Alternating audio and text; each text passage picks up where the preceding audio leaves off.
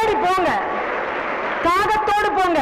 வீரியம் உள்ள விதை அன்னார்ந்த மழையை பார்ப்பது போல் அப்படி பாருங்க. கிளாஸ்ல எந்த பாடத்தை நடத்த போகி சில நேரங்கள்ல குஷியா இருக்கும் தெரியுமா? கிளாஸ் டைம்ல, டே டைம்லயே பயங்கர குஷியா இருக்கிற ஒரு டைம் சொல்லு.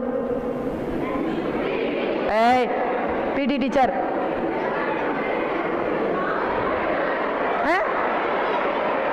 தமிழ் பீரியடா?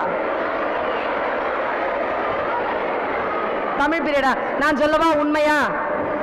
கிளாஸ்க்கு டீச்சர் வராத டைம். அதான் உண்மையாவே அது மாதிரி ஒரு குஷி வேற கிடையாதுங்க. அது எந்த பீரியடையும் அடிச்சிருங்க அந்த பீரியடு. அதுல நம்ம குரூப்லயே ஒரு துரோகி இருப்பா, பார்த்திருக்கியா? ஒரு துரோகி ஒருத்தர் இருப்பான். அவன் நேரா ஸ்டாஃப் ரூமுக்கு போய் கூட்டு வருவான். பார்த்தியா? நீ நல்லா தெரிஞ்சுக்க. 30 பிள்ளைகள் கிளாஸ் ரூம்ல இருக்கிறீங்க, 28 பேர் ஜாலியா இருக்கிறீங்க. அந்த 2 மட்டும் யோசிக்குது, நமக்கு டெஸ்ட் கிட்ட நெருங்குது, 2 யூனிட் நடத்தணுமே. 1 யூனிட் நடத்தி முடிச்சிட்டாங்க, இன்னொரு யூனிட் படிச்சாலும் புரிய மாட்டேங்குது. காலையில அந்த பேண்ட்டை பார்த்தேனே, அந்த புடவை கலர் வந்துருந்துச்சு, கிளாஸ்க்கு வரல, போய் கூட்டு வர்றான் பாரு. அவன் தான் ஜெயிக்க பிறந்தவன், அவள் தான் ஜெயிக்க பிறந்தவள்.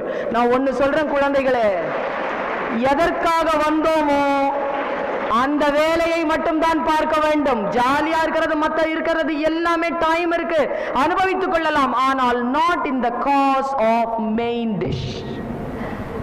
மெயின் ப்ரோக்ராம் விட்டுட்டு வேற எந்த ப்ரோக்ராமும் இருக்கக்கூடாது. பி ப்ரோஆக்ட். ப்ரோஆக்டிவா இரு, ரியாக்டிவா இருக்காத. ரியாக்டிவா இருக்கிறது என்ன தெரியுமா? ப்ரோஆக்டிவா இருக்கிறது என்ன தெரியுமா? இன்னைக்கு நான் ஒரு மந்திரத்தை சொல்லி தருகிறேன். ப்ரோஆக்டிவ்னா என்ன, ரியாக்டிவ்னா என்ன? ரியாக்டிவ்னா என்னன்னா, முருகன் வா, படம் போலாமா? ரியாக்டிவ். முருகன் என்ன, இங்க வா, என்னன்னு சொல்லு. இங்க வா, கிளாஸ் இருக்கு, முடிச்சிட்டு வரேன். ப்ரோஆக்ட். அப்படின்னு போனா ரியாக்ட். இரு, என் வேலையை பார்த்துட்டு அப்புறமா உனக்கு வந்து பதில் சொல்றேன். என்ன? Proact. Be proact, don't be react.